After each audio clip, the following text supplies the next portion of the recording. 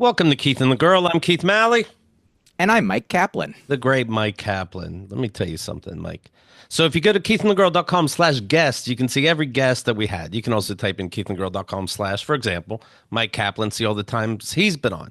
But slash guest, you can see who's the most recent, who's been on the most, and not counting producers that have worked with us, Mike Kaplan's on top. Number one. Number Wow. one, this is your 107th appearance.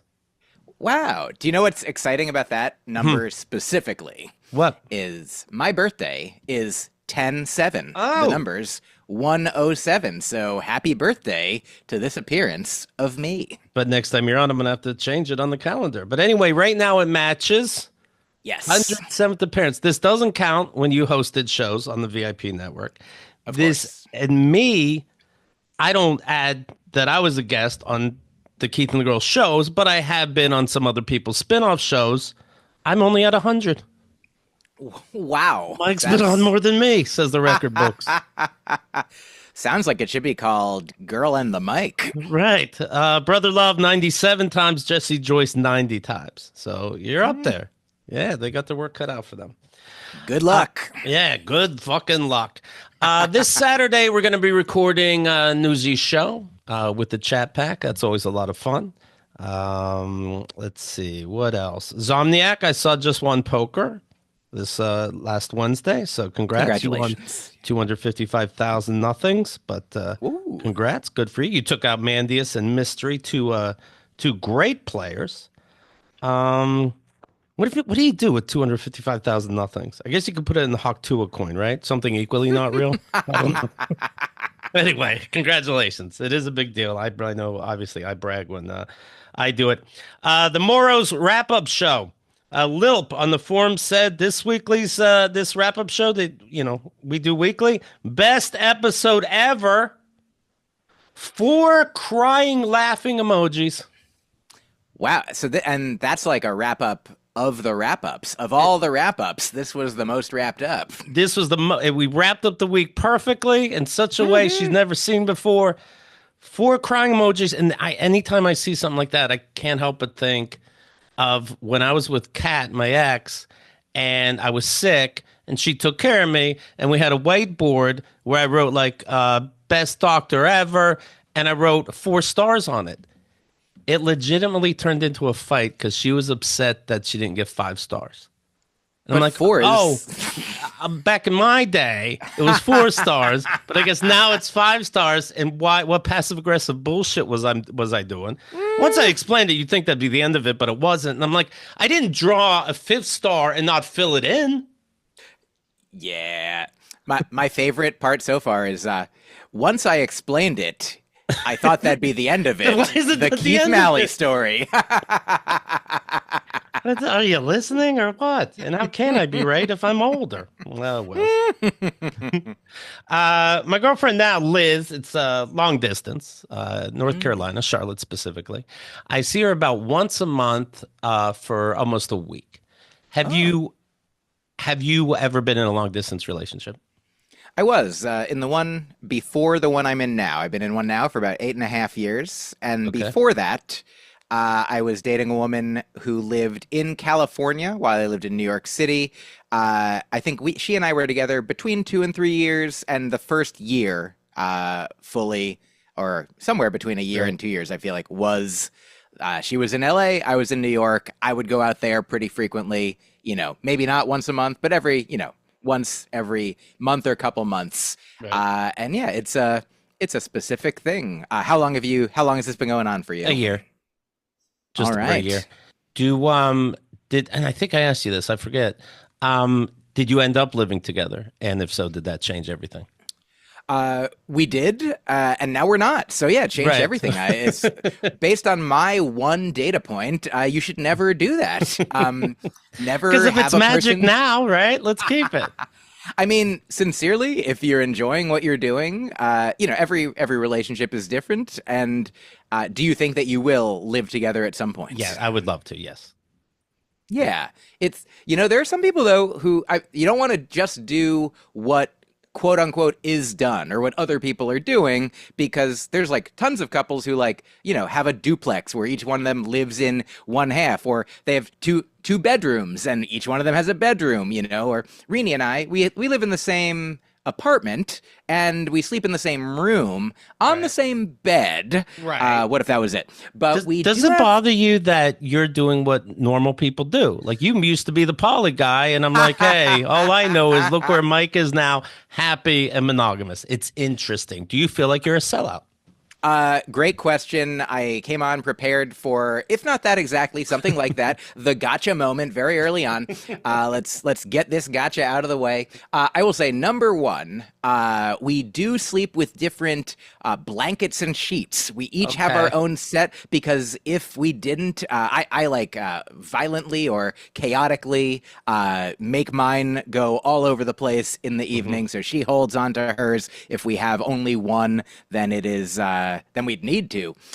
We need to have multiples. But the whole purpose behind my having been polyamorous, behind my wanting ethical non-monogamy and an open relationship life, was because I want to have whether the most happiness or to live the best way possible. Like a joke that I tell in the special that Rini and I created together that we filmed last year and will be out this year, is that I used to be concerned, you commit to one person, you don't know everybody, you don't know everyone who's out there, who knows what kind of decision you're making, you're committing to one person forever. And now I honestly feel that I have met everyone. So I feel like too. I'm making we're older now. Decision. Yeah. Yeah. I got enough. Do you know, this is actually a scientific thing, I think, or at least a thought experiment that I heard about once that this sounds right. You hear things sometimes, it sounds right, so you keep believing it until somebody proves you wrong. Internet headlines, exactly. So headline is, if you have, let's say the thought experiment is, there's 100 people that you have to choose from to hire, but you can only interview them one at a time, and then you have to say yes or no at the end, and then once you say no, they're gone forever. You can't interview them all and then pick the best one, the way it works. And so the suggestion was, so at the last couple, like, hey, your time's running out, Mr. Picky, like that. Exactly. So what the recommended answer is interview like 30, I think they said like 37. It was somewhere like around a third or just over a third. And don't accept anyone, even if they seem perfect, because who knows? You don't know who's perfect because you've only seen less than a third of them. Once you've seen a third of them, you're like, I get it. And then after that point, after 33 or 37, then pick the person who's as good or better than the best person that you saw in the first third, because probably you're not going to get the perfect one coming in at 98 that blows them all out of the water. And we've met more than 37 people. I think I follow. Yeah, you absolutely do. I mentioned in the VIP package, keithandgirl.com/VIP, you get the Moros, where Rod and Karen do a fantastic job wrapping up the show. Where was the guest an asshole? We'll figure out behind the scenes what Mike was like today. Wait, what? So I'm thinking about them, made me think about the time that Rod Mora was in New York City. He's writing for HBO. And he says to me, hey, I'm here. Let's meet up for lunch. I go, okay. I didn't know. He also invited Mike, which is fine, but he told Mike I was coming. So I go to this restaurant. I'm like, oh, shit, outside Mike's way. Mike, what are you doing here? And it's only looking back that he was giving me the weird fucking looks like, I guess this is comedy to Keith. We're having lunch together. And I'm like, he's like, and so Mike doesn't give me a real answer because obviously I'm just being stupid. So I don't know. He's like, I don't know. I don't know what he said. I'd like to hang out in the awnings. And I'm like, okay, anyway, I'm meeting Rod for lunch. And he goes, yeah, dumb shit, I know. And I'm like, oh, okay.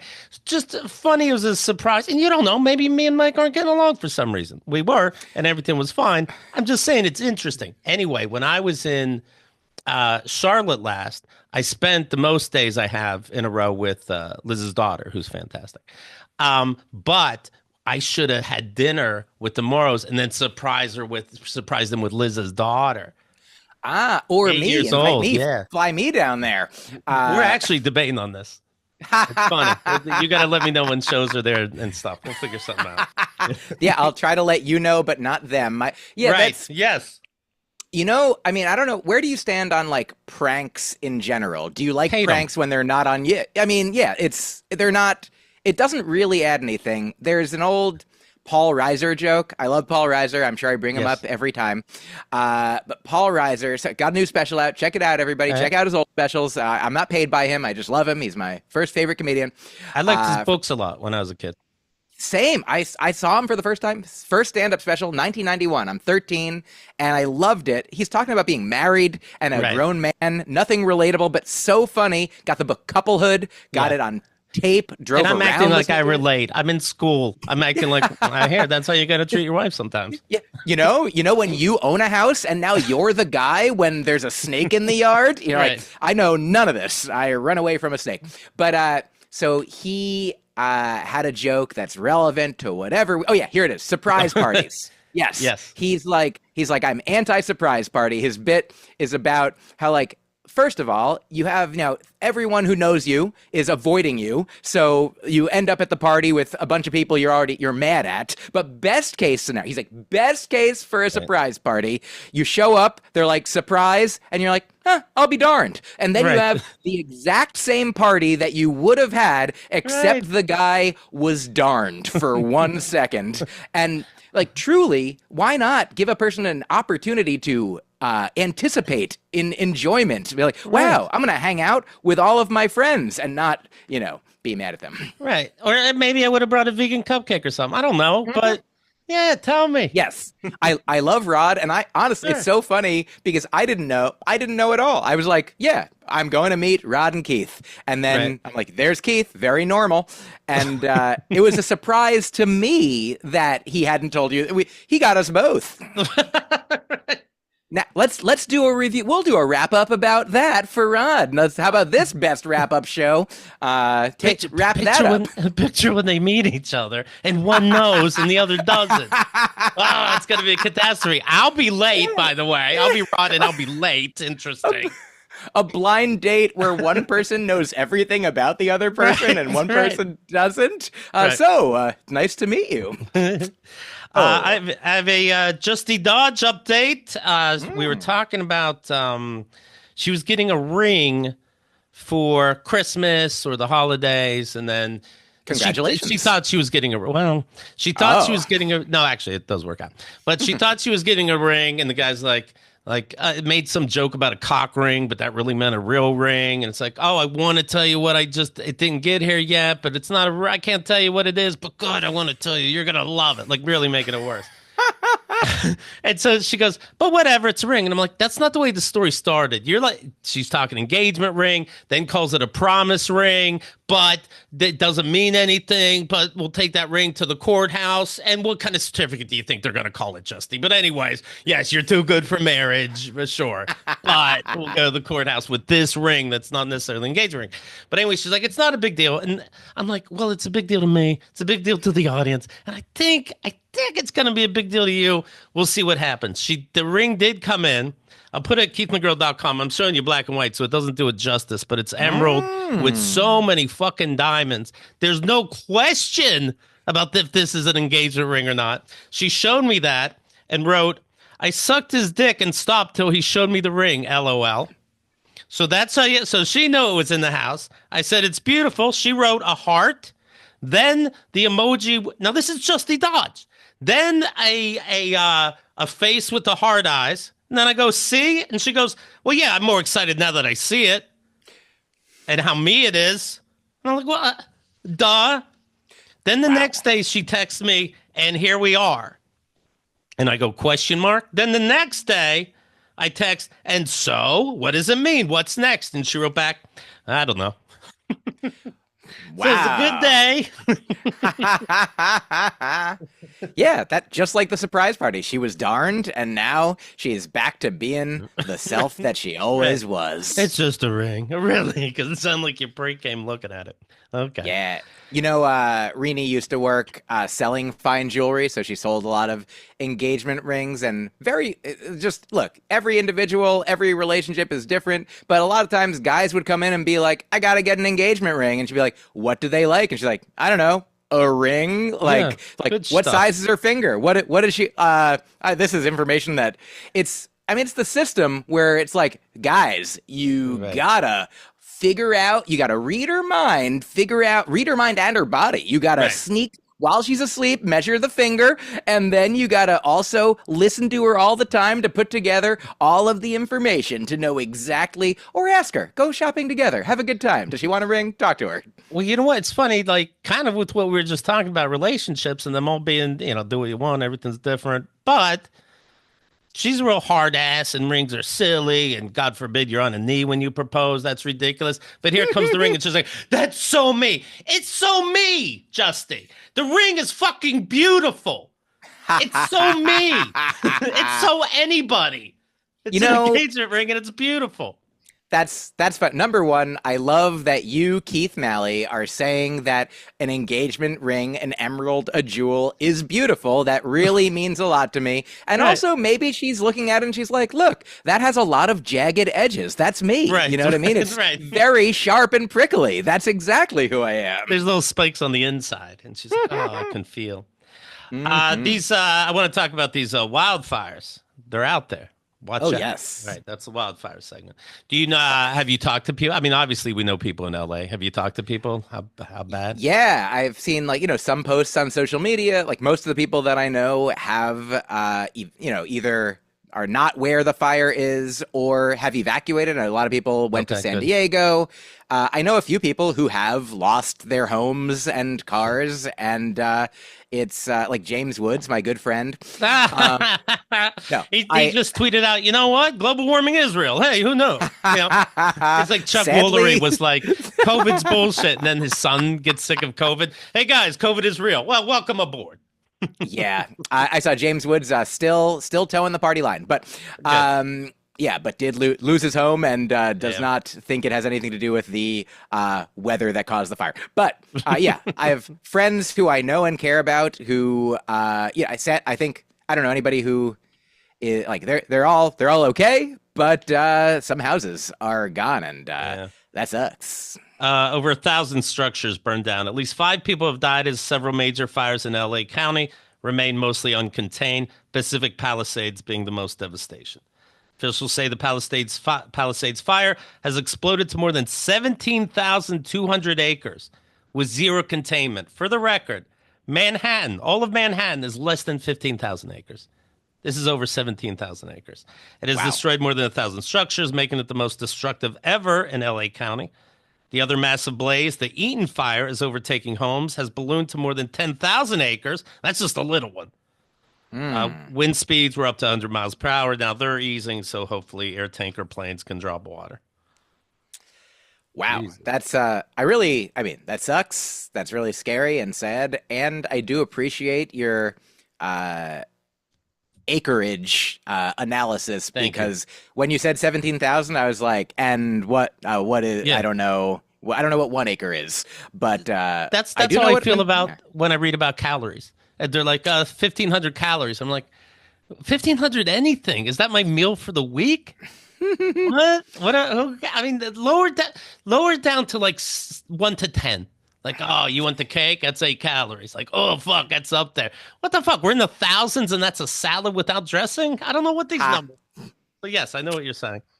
Yes. State Farm, one of the biggest insurers in California, canceled hundreds of homeowners' policies last summer in Pacific Palisades, the same area that we're talking about right now. Well, Mr. Farm, I don't know. Don't go walking to any early board meetings anytime soon. Jesus Christ. Yeah, you can't be doing that. But that's the racket of insurance, I suppose, right? We might help Yeah. you, but you pay monthly. But we might. What are you gonna do? We're trying to take your money and not give you any money. So, What are you gonna well, do? if you kept having our insurance, then we might have had to give you money. So you understand why the pickle we're in. We had to stop letting you have the insurance, so we didn't have to give you any money because we just want your money. And I'm going to work with the government so that you have to have insurance.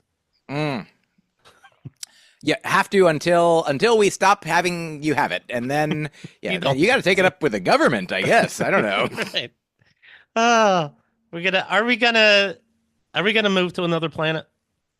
Is this ever gonna happen? You know this. You shit. and me, I don't think so. No, I mean, right? I'm busy too for a bit. I'm an Earth boy. Right. I really know I'm an Earth kind of boy. No offense to anybody. Everybody's different. Yeah. Yeah. Anyone out there who's listening, people from like the movie Galaxy Quest who are Hmm. taking all of our media in, hello, and we are your friends, that kind of thing. Uh, $7.7 billion. That's the amount it would cost to return crucial samples from Mars to Earth, according to NASA. The NASA Perseverance rover has been gathering rocks and dust since it landed on Mars in February 2021. That sounds negative to me. What's it doing up Gathering there? dust, It's getting rocks and dust. Like it's I mean, gathering it. that's literally gathering dust means Yeah. it's like lying Yeah. unused That's somewhere. my treadmill. It's not good. It's not helping nobody. They're using uh, they're using it to put clothes on this fucking rover. Scientists believe these samples might be one of the only ways to determine whether life ever existed on the red planet.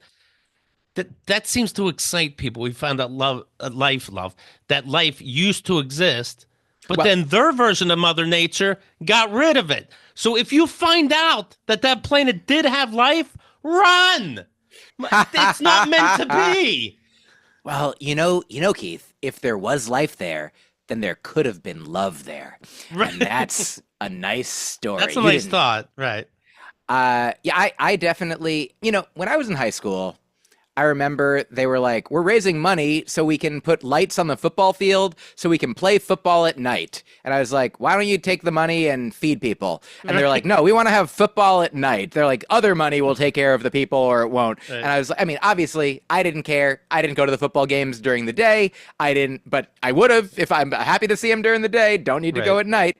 I mean, I know Friday night lights, apparently night lights are a big We deal love them. for football, but like same deal. Like I'm like $7 billion to like let's feed the people. Let's keep there being life on Earth first. We're gonna Right. go bankrupt making their like there somebody's on a research Earth and be like, looks like there might have been life on Earth at one point, but then they spent too much time concerned with whether there was life Right. on Mars, and they spent all their money. And playing murder ball with children. How funny would this be? Now, this is a prank I can get into. Have the rover on Mars leave a couple potatoes behind for the next country. That is a funny prank. I'll tell. Can I tell you? Here's the one prank, or the type of prank that I also can get on board with. Okay. I saw this show once. It was a prank show where celebrities made a prank and pranked people. The one of them was they hired a guy to drive a van, and then they had him pulled over by the cops, and it was fake cops. But he didn't know that. The guy they hired was just a regular guy, thought he was just doing a job. They had planted like tons of fake drugs, like under his seat. They search. This guy thinks he's going to jail. He's like, no, no, no. And then they're like, haha, we got you. We scared you, Right. we pranked you. So my prank show would be you do all of that, except anybody who signs up to prank people, those are the people that get pranked. So in this situation, Yes. you would then call other people to be the quote unquote real police, show up and get the police prankers and be like, hey, what are you doing? You're not the police. That's illegal. Impersonating police officer, because they signed Yes. up to make people feel scared and bad. So then if you sign up to make people feel scared and bad, you get to feel scared and bad. Not nice, is it? Tonight, 8 p.m. NBC. I like it. Also, do you know this story? I heard, I hope this is true. I assume it's true. Conan, when he was at Harvard, did a thing like this where there was just construction workers. And I don't advocate this, but he said there were construction workers working on campus. He calls the campus police and tells them there's some kids playing in the construction site dressed like construction workers. So the real campus police shows up and starts to treat them like students who are trespassing when they're not. Then he calls the Cambridge police and says that students are dressed like campus police and harassing the construction workers. And so then all of them are real and none of them know what's going on. I like it. Keep them busy. Those campus police are doing nothing but hitting on underage girls, and the construction workers are whistling at old enough girls. You're right. Yeah, This is a keep 'em all feminist busy. prank. Yeah. That's right. It is crazy that the fires in LA and over here it's fucking colder than Steve Austin.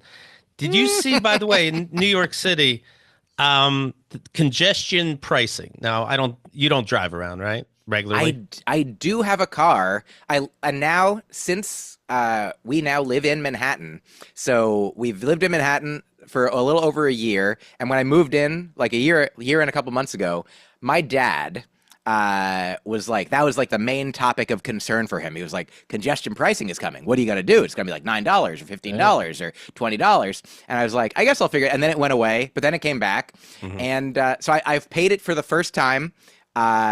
Because I live in Manhattan, but it's very difficult to park in Manhattan. So I mainly park in Brooklyn. So I mainly don't drive around in and out of Manhattan. But to get to our home, to pack it up with suitcases and things, I now do have to. But I think if I do it in the after hours, it's only a couple bucks. Do you live below 60th Street? I do. I live right by Madison Square Garden, 30th.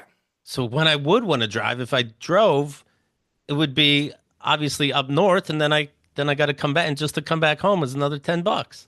Yes. Jesus Christ, that is fucking crazy. And then there's the things you never thought about. For example, there's a parking garage, 800 Fifth Avenue. The exit is 61st Street. Ah.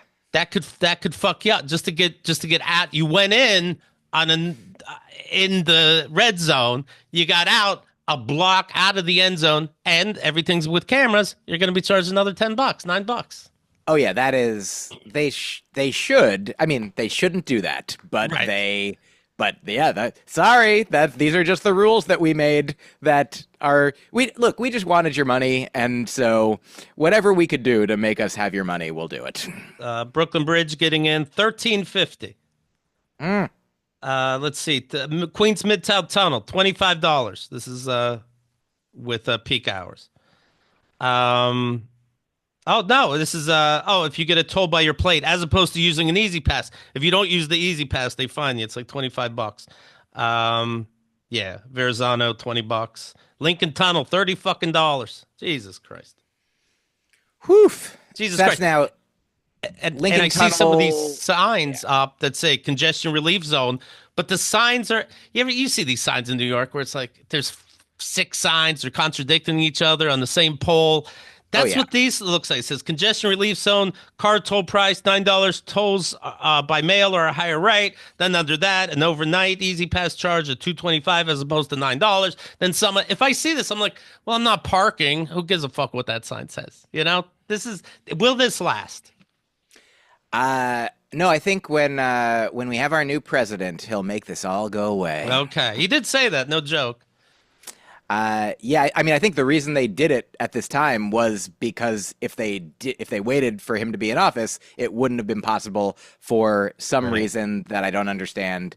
But yeah, this is. I mean, I'm anti-congestion. I'm for like less pollution. I'm sure, but it's certainly more complicated than I understand, and so whatever. I'm sad. There's gonna be all these little stories, and I guess they have to fight for themselves in court when this happens. But a woman with what's that disease called, or blessing, whatever you say now, lupus, and she has lupus, and she couldn't go, or lupus had her, excuse me, and like she can't take public transportation. The public transportation she would need a bus and 3 subways, and her body can't handle it, so she has to drive. She can't be affording this. Yeah, that's no. I feel like, I mean, I also am curious if like I literally live in the zone. Does anybody know if should I get a discount? Right, you should, Like, right? If you don't use it much. I'm just live like here. people are trying to keep people out of here, but I'm like I'm the people. I'm like Right. this is me. I'm here. I live here. Can you? And I'm giving back to the city. Do you see how much I pay for a fucking tomato on 32nd Street? Give me a break here. Literally, give me a break. There is pretty cheap fruit on 25th Street Okay. and 8th Avenue. So like a $1 for berries sometimes that are Okay. $6 at Whole Foods, you know? Okay. So Oh, I was waiting for you to be like, you just pick them out of the garbage can yourself. But there's really nothing wrong with them. You cut out the mold and yeah, you you'll be just fine. watch somebody eat the berry and then you wait for them to poop. Yeah. Okay. Do you know yogurt's mold, anyways? Speaking of New York City, Bill Cosby and his wife Camille owe over $17.5 million on an Upper East Side townhouse they have been paying for. They have another multi-million dollar house they defaulted on the loan. I'm starting to think this guy's a piece of shit. Wow. That what if there is somebody for whom that's the straw Right. that Fuck you. They start yelling at concerts like, pay your debts. And somebody else goes, now's not the time. Then when's the time? that is pretty ridiculous. New Orleans, they happen to have the I don't know that this is related, but I'm just bringing it up. They had the guy that ran into a crowd on Bourbon Street. So Was that Cosby too? Yeah. I don't think that was. Well, let's see here. I didn't My look notes at are a the mess. full. Anyway, New Orleans area assistant district attorney, again, I don't know if this shit is related, Ian Kirsting was found dead in apparent suicide from a self-inflicted gunshot wound. Whoa. First of all, it's an apparent unlifing. I think we all know that. And it's alleged until we talk to suicide.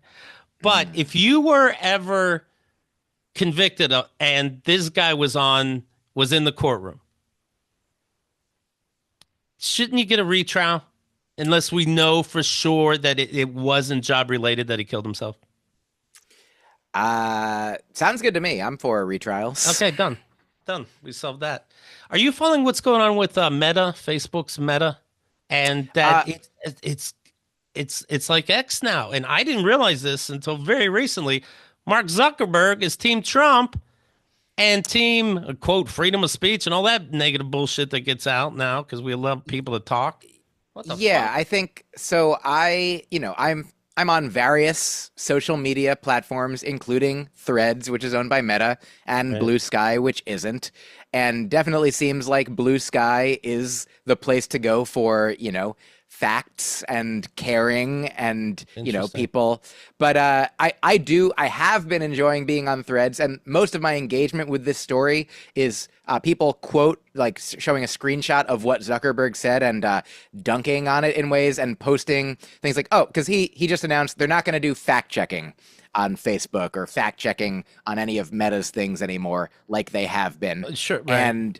And so a lot of people have been like, oh, well, congratulations to Mark Zuckerberg for, coming out as trans is a joke that people have been making, or for being the arsonist to commit these fires. And those things seem like not to be conflated.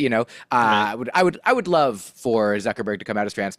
I wouldn't. I guess I would. Would I love for him to be the arsonist? No, I don't think so. But just people are. Here's a thing that I love on Threads. There's a Threads account that's called Threads Users Not Getting It, TUNGI.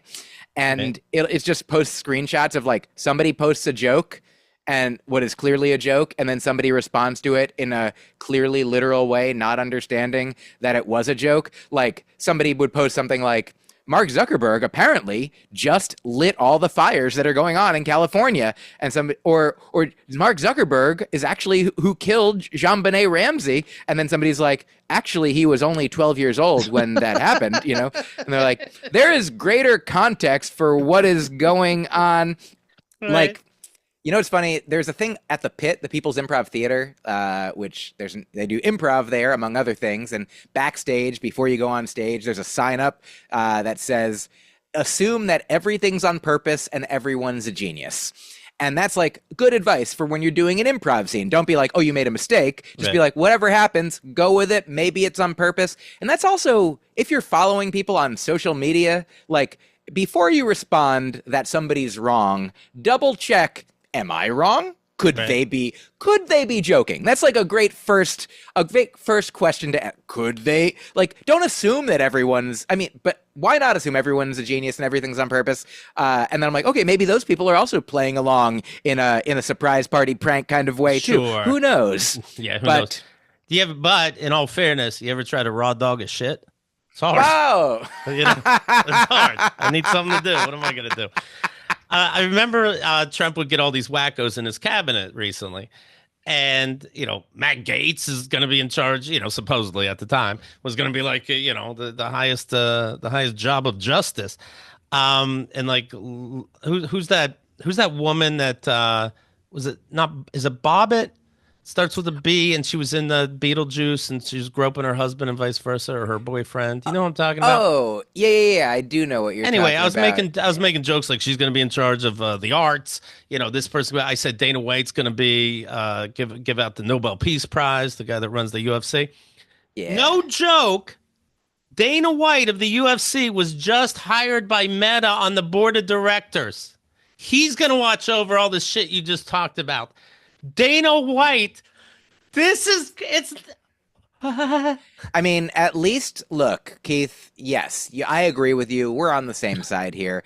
But compared to like the WWE, at least the UFC is real. Like, that's right. like Okay. people actually fighting and hurting each other, not just acting and pretending and creating art. These are people who are just violent who are in charge. Yeah, I'm not on board. You know what it's like? I don't know if you read comic books as much as I do. I know that you don't, but I've heard of them. yeah, there are like every once in a while there's like a story where like Lex Luthor in the DC universe has become like president, or Okay. the guy Norman Osborn who's the Green Goblin in Marvel, he becomes like the head of a government agency responsible for superheroes, and all of the X-Men become they're like villains who are wearing the X-Men's costume for a time, and that's like the story, like, oh no, the villains have taken over, and we're like, oh, thank God, eventually this story will end and the heroes will be back in charge. But this is what's happening. This is our lives. This is Dana White, who was busted smacking his wife in public. And he's like, so what? You don't have the whole story. They'll go, hey, one of your fighters is yelling at the other fighter, calling him the N-word. And Dana White's like, so what? Well, I don't need this guy in charge of fucking Meta in any way. No. Well, at least we could all just leave Meta, and then nobody will be on it anymore. And I play VR golf through Meta. It's my favorite game ever. It's worth the VR alone. I can't fight this one. regular sized golf or mini golf? Mini golf. I love mini golf there. Yeah, that's great. Yeah. Yeah. Oh, you would love it in VR. Oh no, I mean I love it. I love it in VR. I have an Oculus. I've only played on the Oculus. I've done meditation. I've done golf, mini golf, the exact thing. Is it And, walkabout? yeah, walkabout, 100%. It's the best. It's really fun, and I've done ping pong. I really like the ping pong on there too. I like ping 11. Is it 11 that you have? That's the name Yeah, of I the think so. ping pong. I think that's right. Real. Yes. Yeah. They do such good job on their courses that I watch the movies again. Labyrinth, because they have a Labyrinth course. Wallace and Wow. Gromit, I watched the new movie. The artist nailed it in golf. 20,000 Leagues Under the Sea. I just watched that movie from 1902. Not bad. I was They're surprised. really getting you. Yeah, they're getting me. I'm watching all this shit. Yeah, it really is every movie ever made. Shit. I've never been interested, said Dana White, in joining a board of directors. Okay. Until I got the offer to join Meta's board. I'm a huge believer that social media and AI are the future. He's going to be in charge of AI. Okay. Man, you remember that movie, the Social Dilemma? I recognize the name. Yeah, it came out a couple years ago. It was a documentary about how social. Here's my joke about it. Please. That will tell you enough. It's like it's basically all the people behind the scenes who work at the companies are telling you like the it's addictive on purpose, it's unhealthy for your mental health, for your children. It is going to be bad for everyone except for me. I'm the only one who it doesn't affect. But like, since there's like people on it who are like presidents of the companies who are like, I don't let my kids on it because of what we know, because of what I'm doing at the company that is bad for their brains, for their consciousness, for their lives, for all of our experiences. Like it's like cigarettes. It's like, 100 years ago, doctors were like, cigarettes, they help you exercise your lungs, And they're like, okay, at a certain point, they knew it was bad, but cigarettes were like, don't tell them. Like, we're in that stage now. Like, definitive. It is harmful. Poison is in the dosage. Like, you can use it a little bit as a tool. You can play golf, and if you're playing with a friend, that's like a fun thing too. Or like, it's art. You can take in a beautiful, movie in 3 dimensions or whatever you'd like. But if you're only on it all the time, like, cause you want to get another, like, I'm a little bit on the addicted spectrum for like if I go on it and start scrolling like on threads, I'll be like, this is like it gets me. It Right. knows the things that I like because I'm a creature of these I habits. yeah, I fairly recently I put on my phone, went to X, looked up what's trending in the world, and I'm like, I didn't even want to do that. I didn't want to. I didn't want to. Yeah. The show's planned out. I don't need to know nothing new. I didn't even mean to do that. Yeah, I'll sometimes like pick up my phone to text someone or to look at a Yeah. specific piece of information and then just oh, like I open up, Instagram, I'm gonna direct message somebody on Instagram. Oh, a thing that now I'm dead. Right. Meta announced sweeping changes to how it moderates content on Facebook and Instagram, including getting rid of fact checkers and replacing them with bullshit community notes, similar to Elon Musk's X. Fact checkers have been too politically biased and have destroyed more trust than they've created, says Mark Zuckerberg. What started as a movement to be more inclusive, no, well, I think it started as a movement to rape women at Harvard, but all right. What Ah, started as a movement to be more inclusive has increasingly been used to shut down opinions and shut out people with different ideas, and it's gone too far. Zuckerberg says, however, that he acknowledges a trade-off in the new policy, noting more harmful content will appear on the platform as a result of the changes. I saw that headline and I'm like, oh, okay, he's against this shit. No, what? yeah, it's not. I mean, he is afraid for his own life and business with respect to the Trump presidency. Like Right. he is own just in advance being like he is rolling over and he's like just do what you want. Like it's like the Colbert. I feel like was it Colbert on the Colbert Report who's like it's like reality has a liberal bias, Like the he's saying the fact checkers and everyone's making this point online. The fact checkers have a liberal bias. Facts have a liberal Right. like yeah, he's like they have a bias towards the facts. They have a bias towards being unbiased and less harmful. That's what they want. It's not what's it? The company also quietly updated its hateful conduct policy, adding new types of content that users can post. What the fuck does that mean? Oh yeah, if you want to be hateful, here's how to do it. If you're black, you may use the N word. You can be derogatory towards women as long as they're not mothers. You could, well, just don't hate. What the fuck would you add to it? Oh Wow. well, in the way to be more free. I mean, did you a little more frivolous and fun? Did you watch the Golden Globes at all?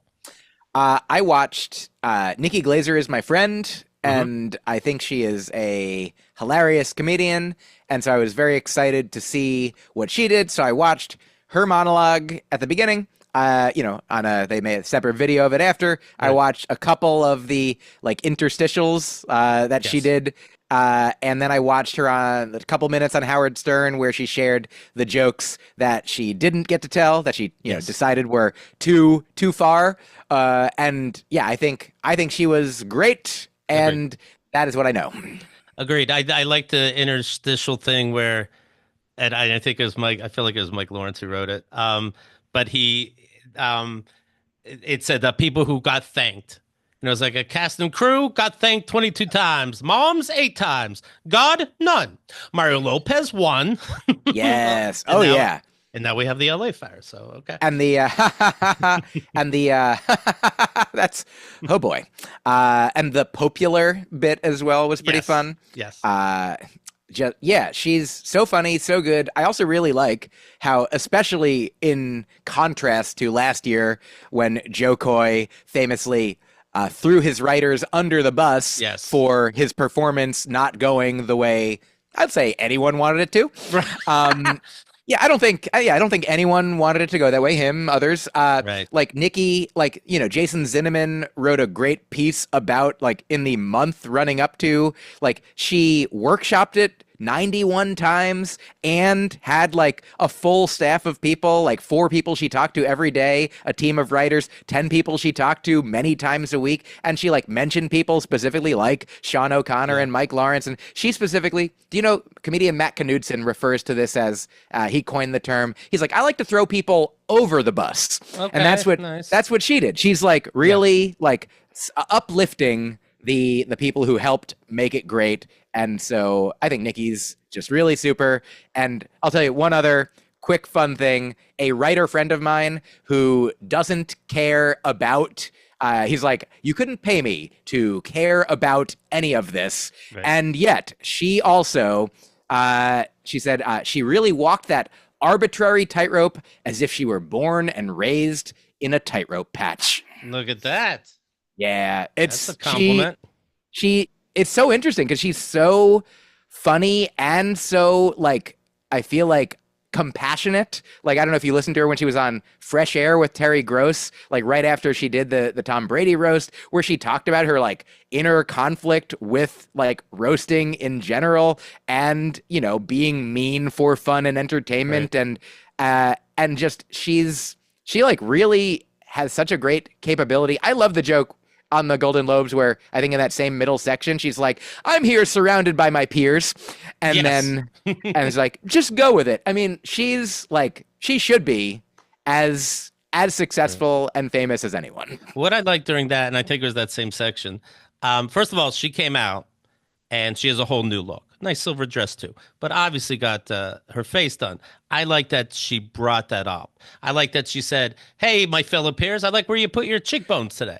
I'm not better than you. It's okay. Isn't it interesting that people just do meditation and drink water? Drinking water moves your cheekbones. Meditating removes your eyelids. Okay." And I'm like, it's not unnerving anymore. It was a totally different face to me than the Brady roast, and that it's acknowledged and you understand. We see what you see. I enjoyed that very much. I appreciate that very much. Yeah, she is truly revealing and Right. vulnerable, and it's man, I posted online about it that I thought she did a great job in all these ways, and somebody wrote back like that they didn't watch. A woman I think didn't she's like, I didn't watch because I listened to her on Fresh Air talking about her insecurities as though like these are like teenage insecurities and she's a 40-year-old woman. And I'm like, she's a human being and a woman in our society, which is so oppressive. Like she's like one of the only people talking about things at like real time while it's happening. Yes. She's like, I am susceptible to this. She's like, I am being carried along by the current and I'm like doing my best to like reveal the truth that others are hiding. How do you think, though? I do want to know how does it come up that talking about her face is okay? Did she come with those jokes, or does a Mike Lawrence, who was bred to rip you apart, go? So your mug, that's not off limits, right? Before we even begin, hey everybody, nothing's off limits, right? We're the cool kids. I mean, that number one, funny question. You've done a great job of comedy, and I will sincerely answer.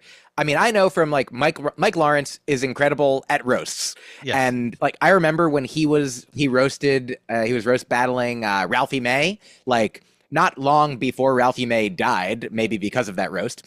And like I mean, there were some like vicious jokes about like Ralphie May's like divorce and, you know, love life, that my understanding is that before you do those roasts, you like okay topics. You like legitimately, you don't just have a free for all because it's supposed to be, you know, like Jeff Roth's book title tells us, you only roast the ones you love. Like it's supposed to be respectful and out of regard and care for the person. And if there was really something that would bother you, then you can be like, please don't do this, or that'll be actually mean to me. It'll really hurt I mean, who knows, you know, but my guess is that in Nikki's room, like she 100%, if there's a joke about her face, she either wrote it or okayed it. Right, sure. Yeah, I don't think it was a surprise, especially if she's reading it.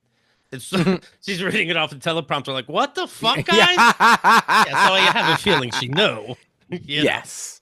I remember when we did the Keith and the Girl roast, and you can hear it for free on our, if you want, in the Keith and the Girl feed. Just do a search for roast.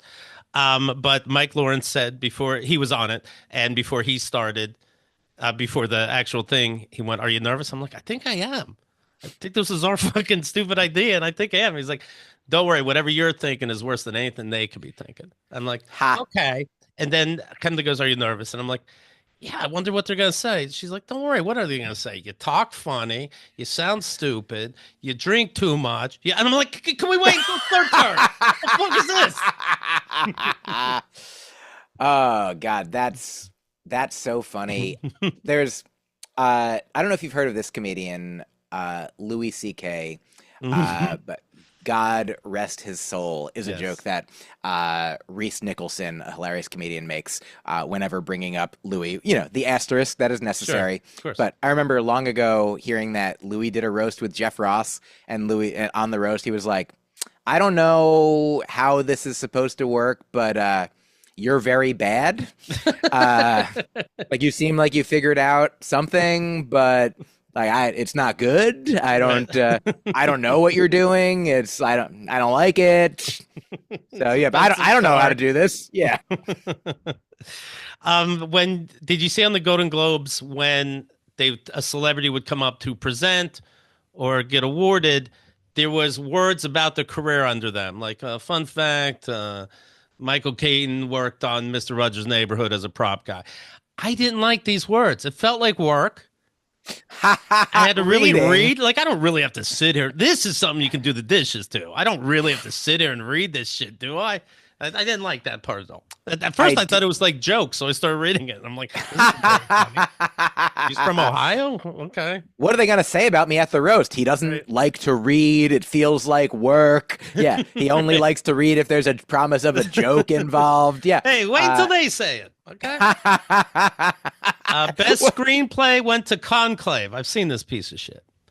I didn't see it. It's they're voting for a pope.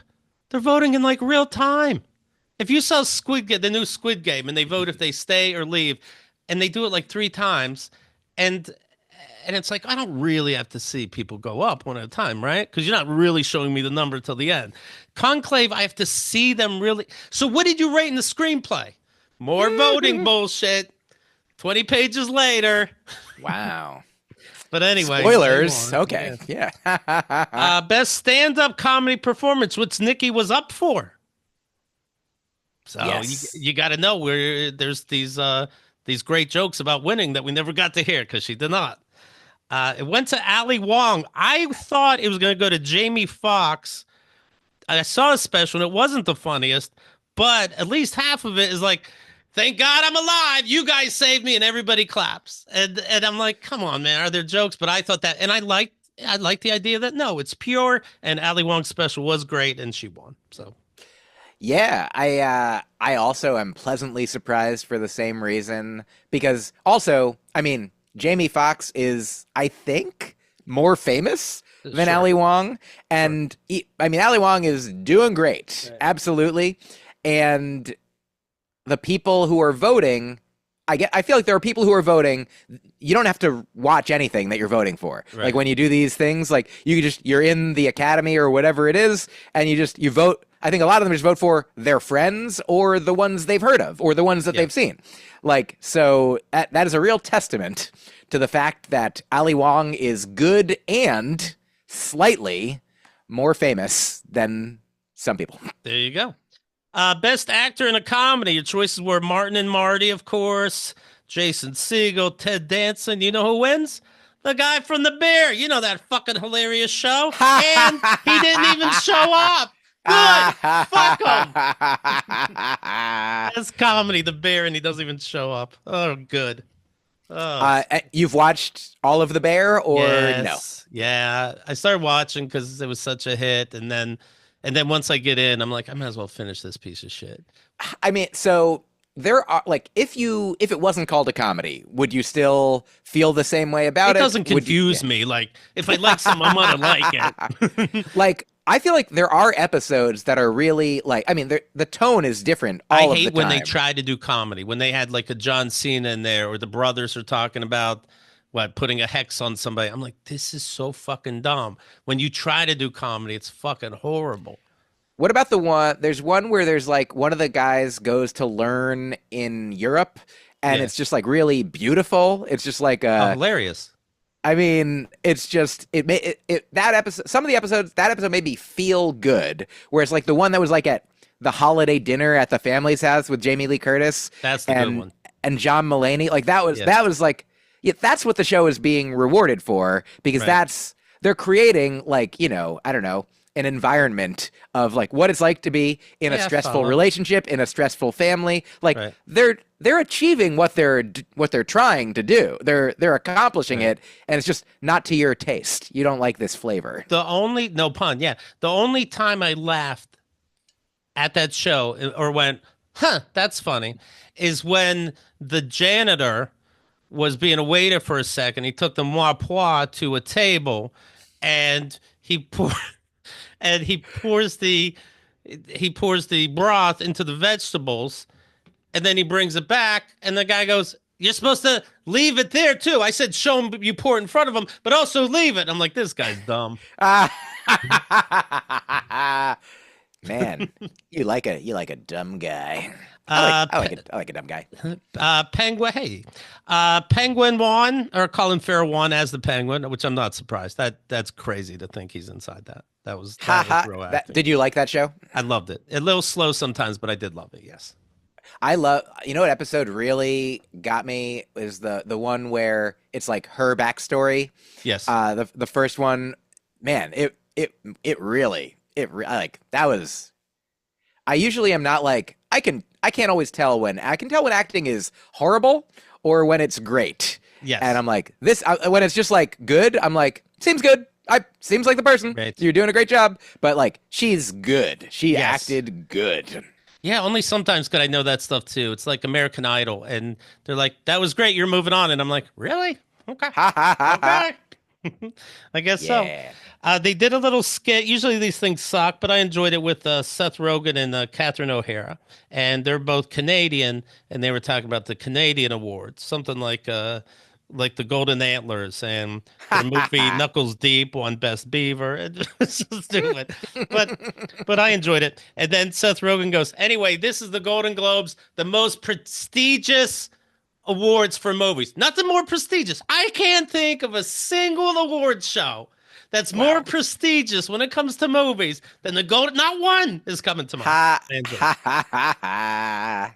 Jodie Foster won for Night Country, and she said the Golden Globe is this one's for my boy, and then pointed to like looks like her teenage son smiling and clapping.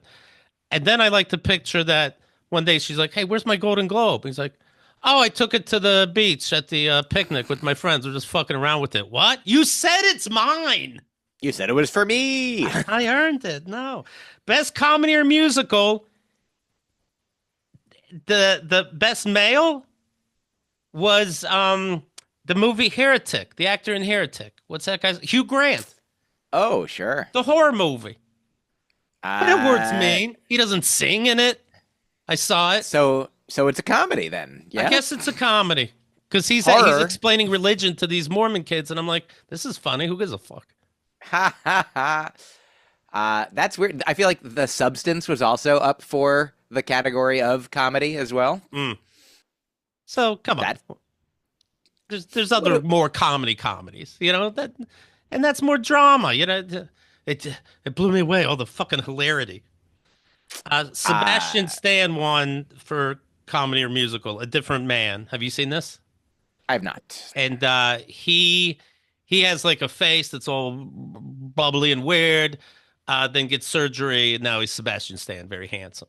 But in real life, there's a guy that's not acting, and he really looks like that, and kind of somehow him being comfortable with what he looks like and being himself, using his real name and everything, puts this guy Sebastian Stan into a tizzy. He should have stayed different or whatever. Whoa.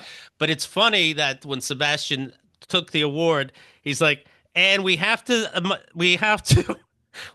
he didn't know how to say words the way it seemed like I didn't just now. He's like, "And recognize all different kinds of people." Meanwhile, his hair is his own character on stage. I mean, I happen to be good looking enough to be a main Marvel hero. But he's like, "Anyway, let's look at the beauty in in Ugliness. Okay, I'm out of time. Also, I'm in the Trump movie. Okay, bye. Thanks. That guy didn't get a ticket. The other guy, but that's interesting. Oh well. Brutalist won Best Director of a movie. It's an A24 movie, so maybe Hitler's a dragon in this Nazi piece. I don't know. 3.5 hours. Brutalist indeed. 3.5 hours. Now I'm gonna watch it in 18 parts, so who cares? But on the toilet on my phone. But it's shot beautifully. I've heard 70 millimeter, the good stuff.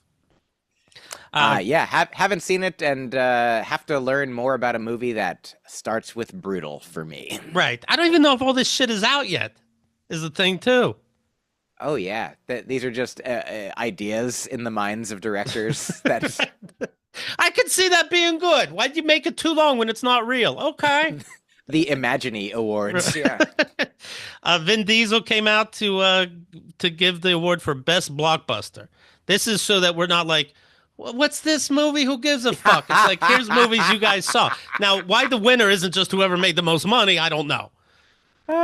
It ended up being a Wicked. But anyway, Vin Diesel, who does not get along with The Rock, sees The Rock in the front row and he goes, "Hey, Dwayne." That was his little dig. "Hey, Dwayne."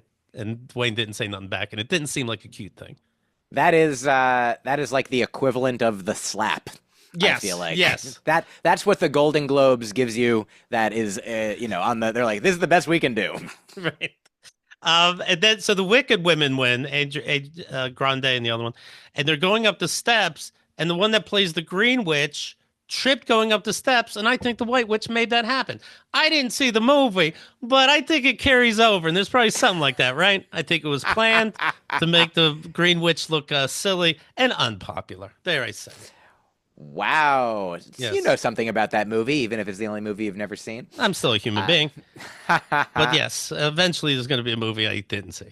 Who am I kidding? I'm gonna fucking see it. Cynthia Erivo. I'm not Yes. sure if I'm pronouncing it. Is that right? Sounds right to me. Best comedy or musical or anxious food cooking show went to Hacks. Okay. All right. Do you like I'm gonna Hacks? count that. Yeah. Liz does. I only saw one episode. It was a little too for me. Can you say a little more about that, or is Sure. It's more like there's a scene, then they go. Oh, okay. A little too much of that for me. Fair enough. Might not be your taste. I really like it. I think it's great, and I also like your joke about comedy, musical, or anxious cooking show. That's very funny. Also, a similar tip of the hat to "It's Colder Than Steve Austin." It flew by, but Thank you. very Man, funny. you're really throwing me over the bus. Thanks, buddy. Yeah, but you listen to me. Hello. Shogun director won for best whatever the fuck show. I haven't seen that yet, but they won a lot of stuff. And the director was there with his wife. I don't know if it's two directors or what, but they're like, you could tell whatever they're saying, they didn't plan and it's real. Like, I can't believe I'm here. We were just at home doing regular home stuff, trying to save a tortoise of all things. And we're like, okay, I guess that's a true story. Who gives a shit?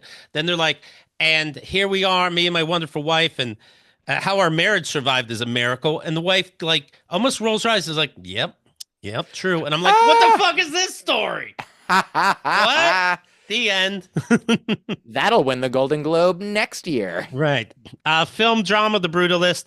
Musical or comedy, Amelia Perez. Never heard of it, but I guess it's a musical about a transgender person. Best actor, Adrian Brody, The Brutalist. Best actress, Fernando Torres, I'm Still Here. Never heard of these. Best actor, Sebastian Stan, A Different Man. Best actress, Demi Moore in The Substance. By the way, she was not acting in The Substance. Substance is great, but her speech is the woman from The Substance. There's not roles for women. I thought I was dried up and done. Somebody gave me another chance. I'm like, yeah, that's not a Best Actor award. That's you. Of a fascinating point that I understand, and let me offer you this. Yes. You know me. I'm this person. When I started out doing comedy in Boston, I also went on some like acting auditions, and I'm actually taking my first acting class this weekend, starting on Sunday night. Rini and I are taking acting classes, but I've never taken an acting class in my years, my 46 years of life. Went on a lot of acting auditions, though. You know, the Mitch Hedberg jokes, like, "Oh, you're a great comedian. Can you act?" You know, like I don't want to, but I guess that's what you want me to do. And I went out for a part in a commercial, and the part was accountant. And I was like, I think I got this. Like, I took accounting classes. I like math. And there was this physical comedian, like, in the Boston scene named Chris Walsh. He's super funny and super broad and just like really big, like super, like loved his jokes. And he was just like super physical and moved around a lot. And he was taller than me and blonde and not Jewish. And he's not an accountant. I'm an accountant. If any of us is an accountant, I'm an accountant. Right. And he got the part. He got the part because he's a good actor. He could act like me better than I could act like me. So this is all to say, even if Demi Moore is playing a role that is, she could still fuck it up. She could still do it poorly, and she didn't. She played herself better than I played myself, and that's why I shouldn't have gotten the Golden Globe, and she should have. It went to the right person, I guess. Good for you being a good sport. Television drama Shogun. Musical or comedy Hacks. Best actor in a drama, woman from Shogun. Best actress, Shogun. Best actor, Jeremy Allen White, who didn't show up for the comedy The Bear. And best actress in a comedy, Jean Smart for Hacks. There you go. And I think I'm being told that I have to say that in the voting or guessing between me and Liz doubled my points 10-5. All right. So we got that out there. Wow. Right. I'm the one who sees every movie ever made, but these aren't out yet. Anyway. So she's better at guessing. She's better at guessing. I've always said that. I said, you don't want my baby's better. They're like, why do you love her? And I'm like, because she loves me and she's so good at guessing. Those are the best qualities. Let's end with your favorite topic, football. Finally, Steelers quarterback Russell Wilson is projected to sign a 3-year, $140 million contract this offseason. The Steelers quarterback. An average of $46 million per year. Right now, he's paid $1.2 million for Pittsburgh. He wanted to play so fucking bad. And he's like, did I prove myself yet? So, that's good news that maybe he'll fucking try hard because he hasn't been recently. I have $100 on Pittsburgh winning the Super Bowl. And we can do it. Just win the next game after the game after that, and then win the Super Bowl. I do it every year. I'm only down like $1,000, but if I win, I'm going to get $4,500 this time around. But these last couple games, it was like the last quarter, not even the final minutes, and they're behind and they're putting the ball and they're not going for a yard to get that first down because it's too scary for them. It's like, what do you do? Are you losing those last couple games so you have all the energy for these next playoff games that they're in right now? Because I don't know it really seemed like a lot of giving up these last couple games. That makes no fucking sense to me. Yeah, that reminds me of a Choose Your Own Adventure I read when I was a kid. Mm-hmm. It was about baseball, which is a similar ball. They both end in ball. Right. I know they're a different shape and have different rules, but you remember Choose Your Own Adventures? I collected them. Yeah. Yeah. So that maybe you read this one. We were at almost to the World Series, and it was the final choice. And they said, you have the game in the final playoff game. Do you want to use your best pitcher, or do you want to use your second best pitcher and save the best one for the first game of the World Series? I'm like, of course I want to save the best one for the World Series. And they're like, well, then you lose. So I was like, oh, no, that must be what they're doing. They're choosing the wrong adventure. Also, hold down the first page, Steelers. Then look at the next page, and then go back if you see that the next page is one sentence. I wish I had more fingers because I needed to put my fingers in every page when I was reading those books. Also, speaking of books and football, yes. I just started reading this book today, The Message by Ta-Nehisi Coates. Okay. And there's I really enjoyed reading I read a sentence about football. That's how I enjoy football is I like reading sentences about it. Want to hear the sentence I liked about football? So this guy, Ta-Nehisi Coates, an amazing writer. And so one of the first things that he read that he enjoyed was a Sports Illustrated magazine where he learned about a guy who got into like a horrible injury, Daryl Stingley, something like that. Okay. And so, Daryl Stingley had been a wide receiver and got hit and then woke up in a hospital paraplegic. And so that's... he kept reading it, even though it was like terrifying him. And I'm just reading the whole book again. Trying to. Oh yeah, it's gonna be great. Let's. How long do you got? Let's see. Frederick Douglass, male privilege. No, well, it's somewhere in here. Read the book, The Message. It's a For great one sentence. That's yeah. I mean, I like all the sentences. All the Okay. sentences are great. There was just one in this football story that was particularly. Maybe I texted it to myself. You know what? You'll let me know later. No. I'm gonna like. I think the people want to keep having this experience. Yeah. I'll text you the sentence. Okay. Uh, did you see? It seems like fairly recently to me that it's a 15-yard penalty if you act like you're shooting a gun. If you make the shooting gun sound, you can point like first down, I'm going that direction as if we don't know what to do. But if you can't do the gun fingers and you can't, and some guy got 15-yard penalty for lifting the side of his jersey as if to show he had a gun in the holster. Wow. Yeah. I mean, I didn't know, and I'm for it. No pretend guns. Right. Now, smash brain. Can you pretend to load a gun?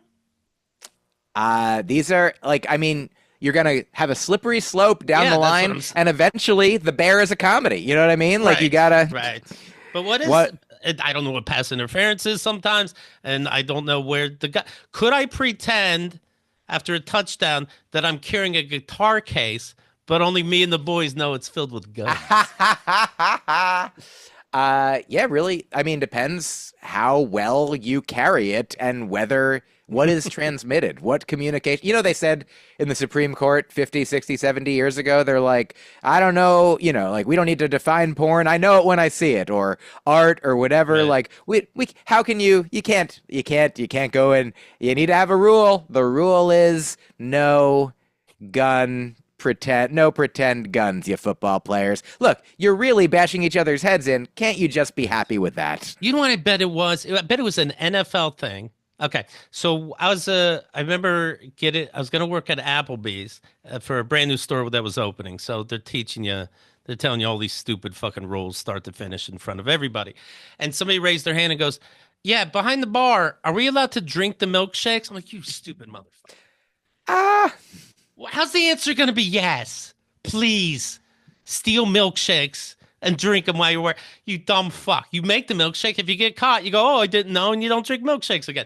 So anyway, the worker goes, "That is a great question. No, you may not drink." We had to sign a paper. A paper went around that we had to sign saying we will not drink the fucking milkshakes. I'm picturing an NFL meeting and somebody raises their hand, a player, and be like, "Can we act like we're shooting a gun?" And they're like, "No, in fact, that goes under taunting. That's going to be 15 years." It's like, why'd you fucking ask? It's fun to pretend you're shooting guns, asshole. Do you remember, do you know Greg Johnson, the comedian? Let's pretend all these. Yeah, Greg has a joke I love. He's like, when I was in second grade, the teacher said, "There's no such thing as stupid questions." He's like, so I raised my hand and said, "But is there a such thing as stupid questions?" It's good. And even better, maybe not better, but even different, yes. I found the sentence. So in addition to learning about the paralyzed guy, he read the memoir of the guy who paralyzed him, and it didn't really talk that much about it.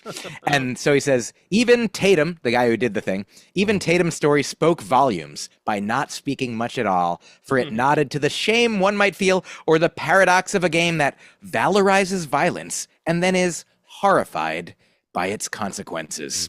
So so no more football is that's I think we're on this no, because it's getting tense right now. Joe Burrow is the quarterback of Cincinnati Bengals. Luckily, all the team members can be on rest right now until next year. Joe Burrow had his house broken into when he was at a football game fairly recently. I don't know if it's related to this, but as a Christmas gift, Joe Burrow gave all his fellow teammates katanas. Swords. I don't know. Is that related to his house being broken into? And he said, quote, "Well, they wanted guns." And I was like, I don't know about guns, guys. I was in the weapon mindset, and I was like, "What's a cool weapon? Samurai swords. I think are pretty dang cool." And that was the gift to everybody in his line. That's yeah, I feel like if you're gonna give someone, I feel like don't give people weapons as Hmm. gifts. I mean, look, I'm a different person. Everybody's Sure. different. But I feel like if you're gonna give someone a weapon, it should be the one that they want. I Right. don't just willy-nilly be like, yeah, Were you listening? It's like yeah. when your aunt gave you a transformer, but it was a knockoff GoBot. Oh It was it yeah. was it was the building that turns into a person from Big, and it's like you're not listening. This is even worse. I had that. I had a whole that like this town that turned into a person that was like almost my size. That was a transformer. That was pretty good. Uh, but yeah, I had some GoBots too. Man, I thought they were the same as a kid. I was like, Mhm. yeah, GoBots transform. They got me. Let's see here. Here's an interesting story, I think. Speaking of sports, the Suns, the Phoenix Suns, the basketball team. The owner, Matt Ishbia, is saying, you know what? It's too expensive, these food prices that we make. And it's like, yeah, no shit. A family of four used to spend $98 on hot dogs, water, and popcorn. Now they can enjoy the same meal for $24. He's having a $2 value menu. A hot dog that was $9 at the Phoenix Suns Arena is now $2. Water was, Jesus Christ. Let's see. Dasani water was $8.50, $2. 16-ounce fountain soda was $6.50. Bag of chips, $7. It's the small ones, obviously. A bag of popcorn, $7. That's small. Now $2. This just means they've been really ripping us off. I mean, they should be like a class action lawsuit. Like, have you ever been to a stadium? You are Right. owed thousands of dollars. Yeah. Our That's fans and community are the foundation of what we do, and we'll continue to invest in making this the best organization in all of basketball on and off the court. So I feel like this is like some kind of Sims game, and maybe the team's doing bad. I don't know how to judge this, but out of two conferences, Eastern and Western Conference, each conference having 15 players in their conference, 15 teams, in their conference, they're number 8. They're right in the middle. So it doesn't seem like they have to do this. So good. that's I wonder That's a what feel is good going into story. that. But Yeah. like, like a $7 fountain soda, like I think the amount of money that it costs to them for every fountain, it's like 4 cents. Like Yeah. it's pennies. So yeah, even if you're charging $1, you're making like, a massive, an Yes. infinite markup. And you've seen So these lines. Yeah.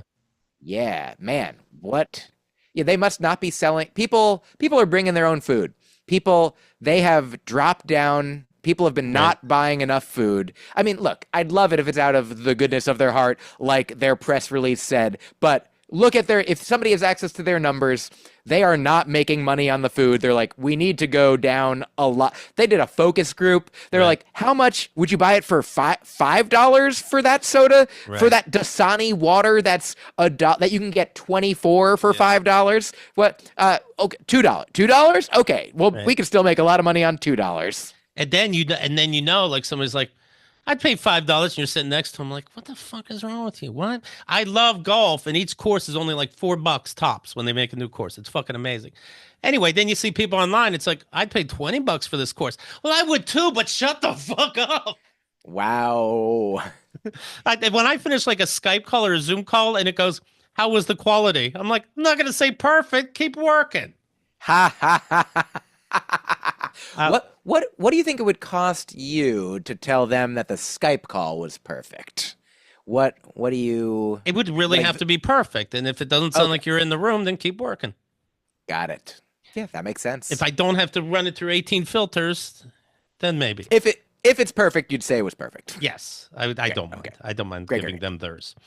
Winning starts with our fans. When I walk in the concourse of games, there aren't food options for families. This just came to you. Who don't want to spend a lot of money. That needs to change. So today we're rolling out our $2 value menu for all home Sun games. Okay. What, they can't Uh, bring their own price board to the other fucking stadium? hey, Right. you said that it was $2. I'm watching the Suns. I'm paying $2. Also, a family like. By the way, we're also jacking up the price of the tickets. So, Right, right. tickets used to be 20, now 100. Yeah. Also, I promise somehow I'm going to have my mansion. All right. See you this weekend. Go Suns. We realized that my life wouldn't be impacted at all Right. if you spent $2, and I'm still fine. So this Saturday, the Steelers play the Ravens. It's looking not good. It's a little scary. We, of course, are down to 14 teams right now. That'll go fast out of a total of what, 32? Yeah. Playing the Steelers, you know what I always say about that? What's that? Buddy? That's so Raven. Hello. This weekend. Good Hello. night. Well, he reads more, so. I read more, so I know about a lot of TV shows. Yeah.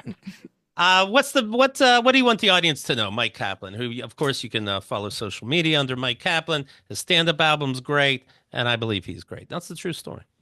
Thank you. I appreciate that. Yeah, put Mike Kaplan into whatever area you'd like to search to find live shows on my website or punchup.live/Mike Kaplan, or get my newsletter at mikekaplan.substack.com. But yeah, listen to my albums, come see my live shows, and watch my new special when it exists in this very year of our Lord, of our shared Lord, 2025. Do we have Anno a title? Domini. We're honing in. There was a little journey. There's a couple titles along the way. But we got a couple great contenders. Okay. Is it related to the album? Like sometimes, they're like, it's just jokes, folks. just that's a good one. I'm going to add that to the contender list. But yeah, I'll say the album is about me and Rini and our relationship, and the title will reflect something to do with that. Do you guys practice acting at home now? Like, is she like, are you hungry? And you go, no. And she goes, no. Goes, I am. You believe me, didn't you? Well, our first class starts Sunday. So after Sunday, then yes, that is exactly, that was good acting. This is Mike Kaplan. He's fantastic. If you get a chance to see him live, you do yourself a favor and you do that. All right. You're welcome. Thank you.